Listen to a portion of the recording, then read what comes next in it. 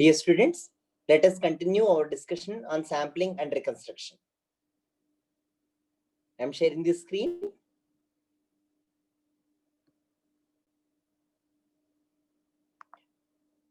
Hope this is visible. So in the previous video lectures, we have discussed about sampling, process of sampling, and some elements of reconstruction from the sampled continuous time signal. So we have a continuous time signal xc of t. Okay, this is a continuous time signal. And if you wish to sample, what do we do? What is the first operation or the operation to do sampling or to generate a signal that exists only at regular intervals of time or collect samples of continuous time xc of t? What should we do? Is to multiply with an impulse train that has a set of impulses at regular time intervals of duration capital T ranging from -infinity to infinity.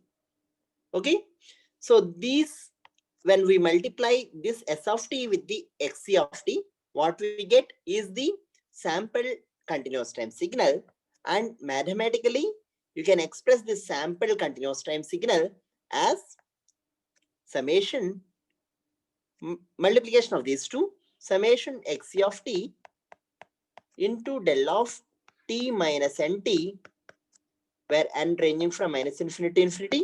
See, x of t can also be outside, and now this can be simplified or written in a better way, considering only samples at regular intervals of capital T from xc of t, delta of t minus nt. Right? So this is what is the sample signal in continuous time. Please note that this is a sample signal of continuous time signal. However, still this is in continuous time. Okay. So sample continuous time signal.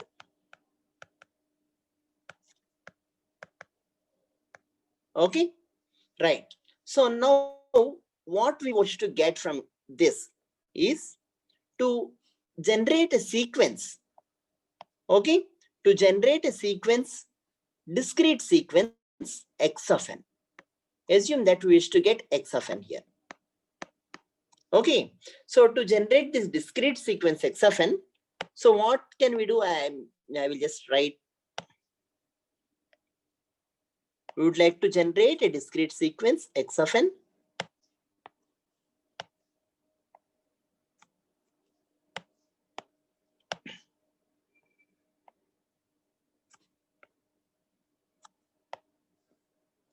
Okay. What should we do? From xs of t, if you want to generate a discrete sequence x of n, what operation do you think we need to do? See, as you can see from this figure, what we have is initially is continuous time signal, and from here, once we multiply with impulse train, what we get is collected samples of the continuous time signal at regular intervals. So this is xs of t. Please note that this is xs of t. Okay. So and what you see as xs of t is nothing but samples of this magnitude. Right. So if we now from these samples of this magnitude and this duration, okay, so we would like to get a discrete sequence x of n. What should we do? What we should do is we just normalize it with respect to the time axis. Okay, that is with capital T. So if we normalize with capital T, what happens is the first sequence, if assume that this is 0, okay, or this is 0, okay, then this is capital T in continuous time, and this is 2t in continuous time, and so on. This is minus t, probably whichever is here.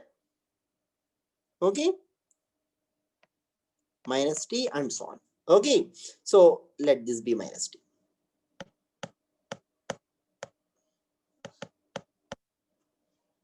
this b minus t. Okay, so this is in continuous time. Now to generate sequence n or x of n, what we need is normalize this with respect to capital T, and then the sequence is 0, 1, 2 and minus 1 and so on. So what you get here is in terms of x of n. Okay, the magnitudes that you show are now the areas under each of these instances, at each of these instances, okay, of the sample signal. And that we can also, to bring in this x, we can write x of n delta of n minus nt, t minus nt, t minus nt. Okay, where x of n is nothing but xc of nt. Okay, so for writing it as a sequence, what we have done is normalized with respect to capital T. Okay, so this is in some sense is equal to t by nt. So t by capital T. Okay, so t is replaced by nt in term for writing in discrete time. Fine. Hope this is clear.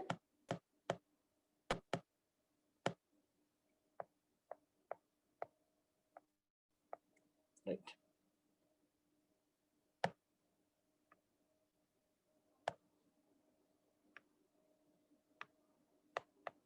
Okay. Right. So this we can write it as converting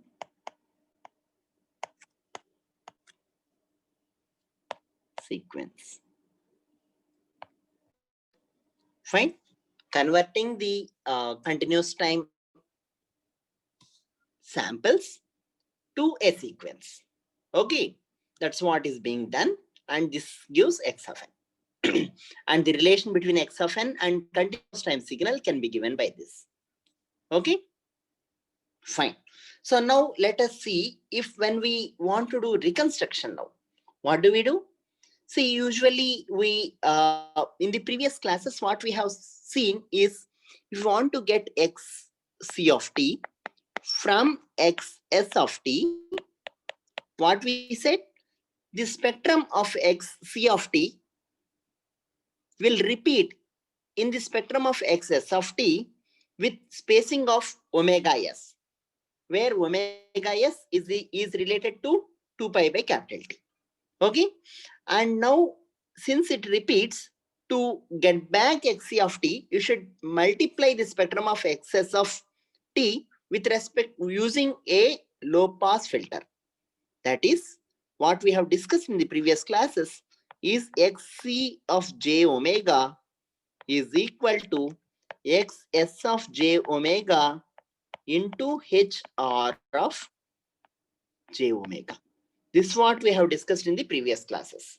Okay, so now in time domain, what do? We need to do convolution with hr of j omega and hr of n.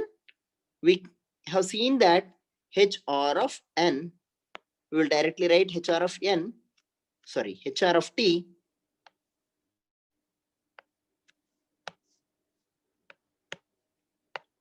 okay, well, let us write hr of t here is equal to what? Sine omega c, or here what is omega c? What is the width of the filter that we use?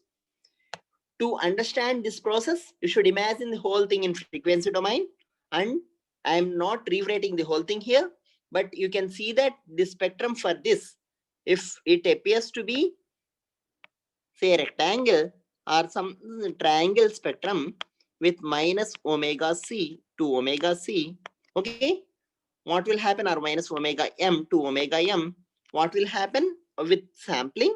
It will repeat at every regular intervals of omega s. Okay, and the filter here is of duration minus omega s by 2 to omega s by 2. And hence it is omega s by 2 into t by pi t. Or omega s by 2 is equal to what? You can see in continuous time, this is equal to, it can be rewritten, omega s is 2 pi by capital T, is pi by capital T into small t by pi into t. Okay, and we have seen that the height of the spectrum, height of the filter is capital T, so that we knock off the normalizing term in excess of t and get back xc of t. Okay, so that's what was the discussion in the last class. Okay, right. Yeah, so that actually if hr of t is defined like this, then its value at t equal to 0 is 1. Okay, fine. So now, given all this discussion, now what we would like to do now is from this x of n, in case if you want to get back or bring back xc of t, what should we do is the question. Okay, what has to be done here? Can you guess? We should convert the sequence x of n to xc of t. So how to convert this? So here we have a sequence. Okay, some sequence, whatever may be the signal. Okay, we may have a sequence. So from sequence to, if you want to convert from sequence to the like sampled signal xs of t, what's that we should do? We should again multiply with capital T. That's all need to be done. Okay, denormalize in with respect to our previous discussion. So that will that can be done through denormalization. Okay, so what we should have here is the fact that x of n has to be there with us and capital T. Bringing these two informations, we can do actually convert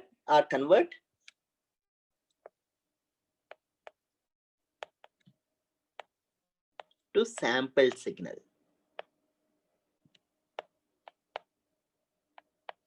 Okay, convert to sample signal from sequence. Okay, so what additional input you need here is what? To this block is capital T. Okay, so if you wish to get with from sequence,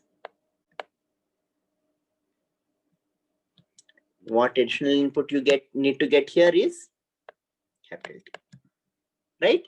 Okay, given this information, you will get here is xs of t. Okay, so we just space them at regular intervals of capital T.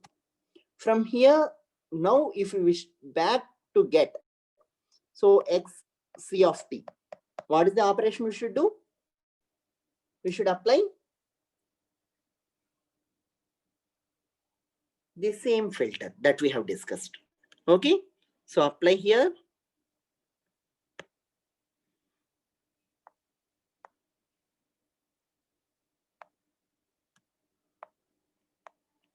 HR of t.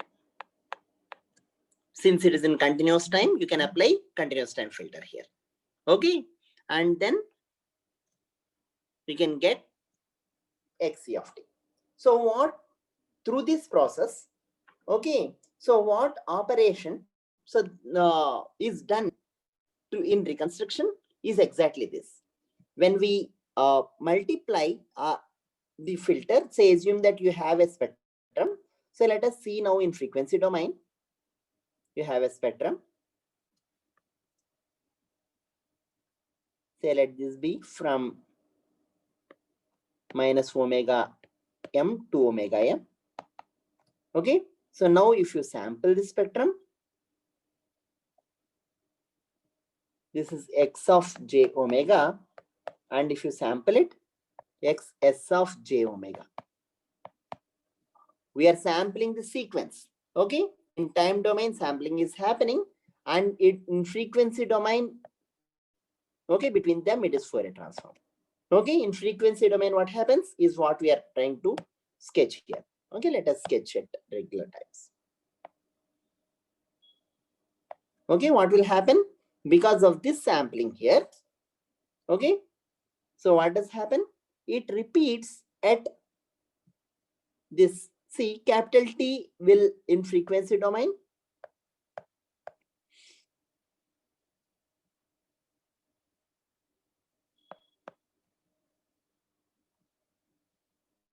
See, we have seen in the previous classes, if you have a sequence, so we are multiplying this excess of t. I am just writing the operation here just for completeness. We are multiplying this with s of t. Delta of t minus nt. Okay, n equal to minus infinity to infinity. And that results in this excess of t. Okay, that's what is here. Now in frequency domain, what does it happen? Let us bring in this. This is an intermediate operation. Let us see what will happen in frequency domain. This all we have discussed. We are just discussing again for completeness here. What is this Fourier transform? S of j omega. It's again another impulse train as we derived in the previous classes. Omega minus k omega s. Okay, k varying from minus infinity to infinity. And this anyway, j is there all through. Okay, and this omega s is nothing but 2 pi by capital T, this time spacing. Okay, and this x of j omega is convolved with this. Okay, here multiplication and here convolution. So the convolution with any delta functions which are at different locations, what will happen at different delays? What will happen? It repeats. So one sample, one replica will be here, and another will be at omega s, and another at minus omega s, and 2 omega s, 3 omega s, and so on. And thus, this is like this. Okay, it repeats. Okay, so because the spacing in frequency domain is omega s, this is equal to 2 pi by capital T. Okay, it is equal to minus 2 pi by capital T. Okay, so now this process, what is this process? We are multiplying in frequency domain with a filter of what duration?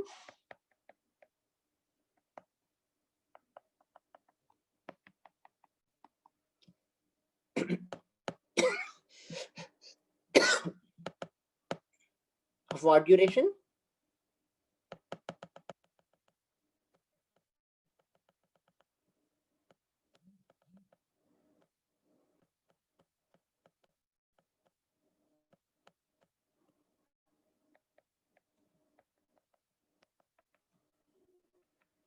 Yeah, this is capital T height and duration pi by t to minus pi by t.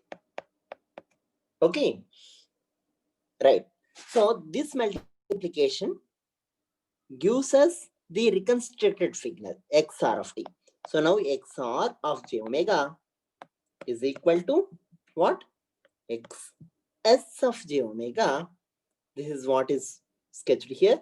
This is what you are seeing is this result.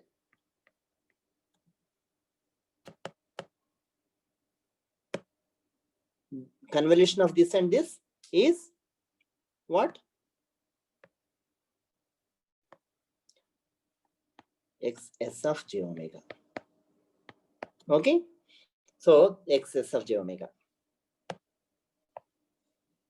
Right.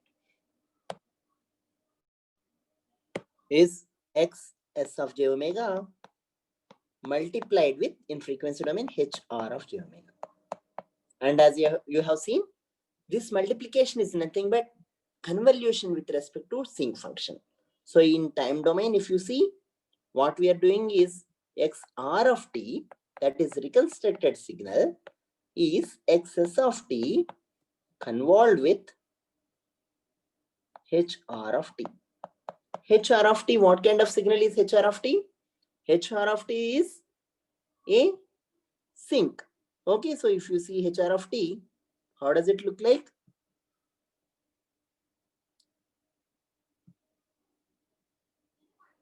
Okay, this is what is HR of t. And this is get convolved with what? So this gets convolved with, okay, XS of t. So XS of t convolved with this signal, XS of t is this. Okay, convolved with this signal gives us XR of t. Okay, as you can see this signal, right? So that's what you are seeing here. In frequency domain, what does it happen? This operation in frequency domain just extracts the corresponding,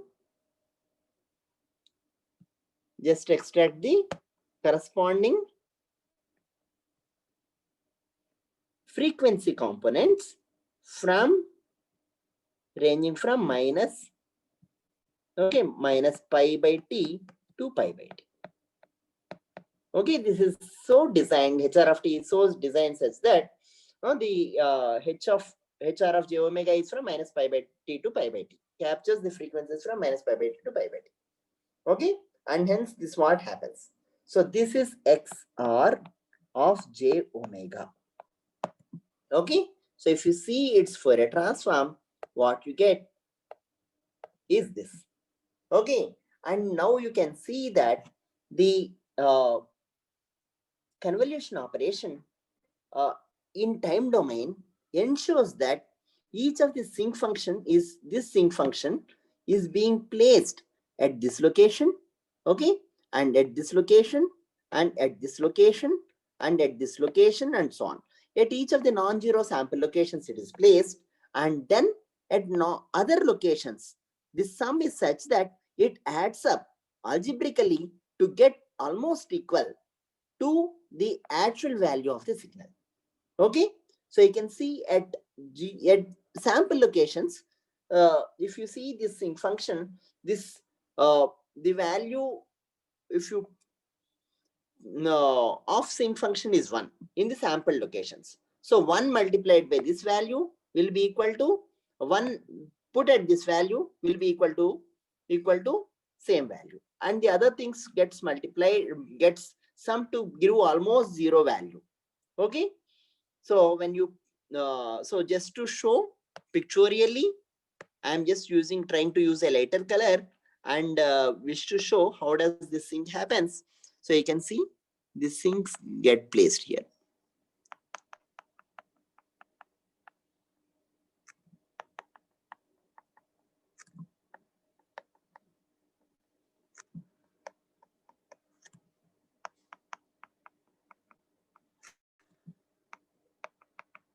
Okay, like this. Similarly, sync get placed at every non-zero locations, and their sum will be roughly equal to the continuous time signal.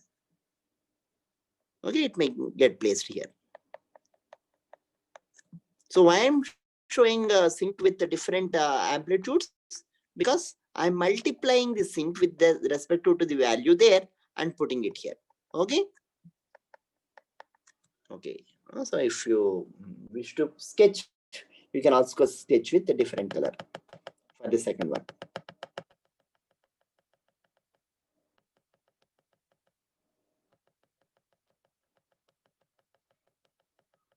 Okay, you can sketch with another light color. Okay, let us sketch with this. Okay, sync will also be here.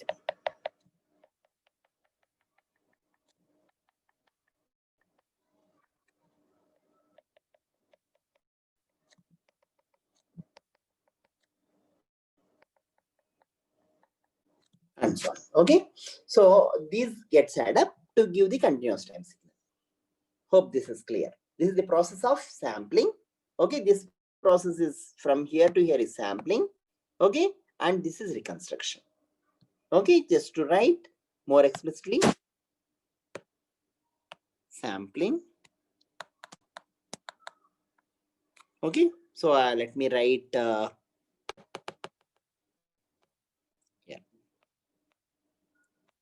sampling. Okay, and reconstruction.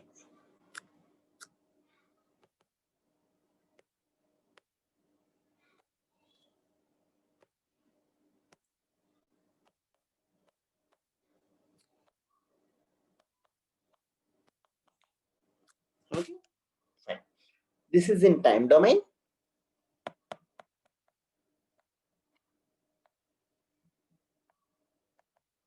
This is in frequency domain.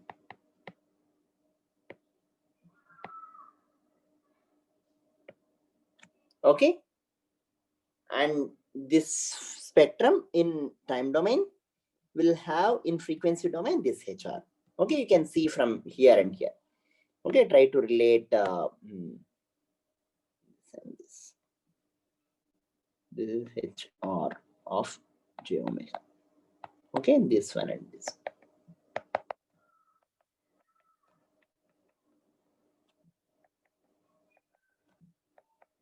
Right. Okay. Right.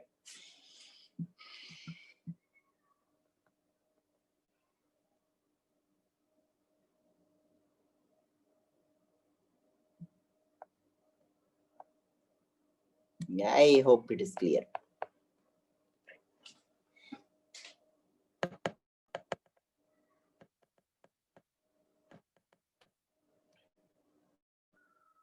Okay, fine. Okay, so this is what is the process of sampling and reconstruction, both in time and frequency domains. Okay. So, and this is the pictorial depiction of sampling and reconstruction. Here, the first process is sampling. So, as you can see, this first half is sampling and second is reconstruction.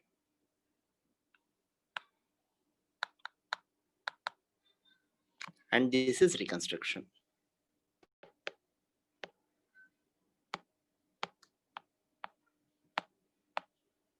Okay, right. And here, one more small thing to discuss is, see, it is not necessary to bring, apply the filter only in the continuous time to get reconstruct the signal. We can also apply, say, assume that I have the discrete sequence, and from the discrete sequence, if I want to change the sampling rate, then what I may need to do is I may wish to do within the discrete sequence some upsampling or downsampling or changing the sampling rates, and there also I may need the operation of filtering and so on. Okay, that we will see in the subsequent video lecture. Right.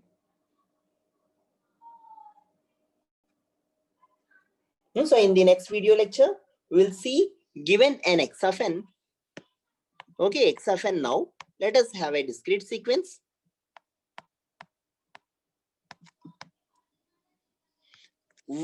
Given x of n, how do I change its sampling rate?